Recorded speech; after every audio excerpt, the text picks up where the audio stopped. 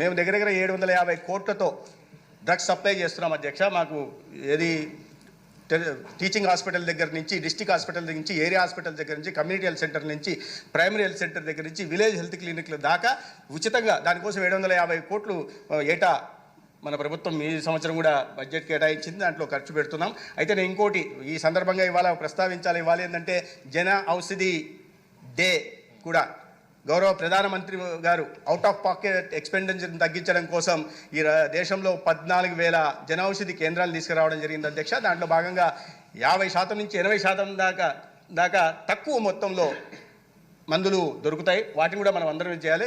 గౌరవ ముఖ్యమంత్రి గారు చెప్పారు ప్రతి మండలానికి ఒక జనౌషధి కేంద్ర ఉండాలని. 200 జనౌషధి కేంద్రాలు ఇవాళ రాష్ట్రంలో ఉంటున్నాయి. వాటిని ప్రతి మండలానికి కూడా విస్తరించే ప్రయత్నం చేస్తాం.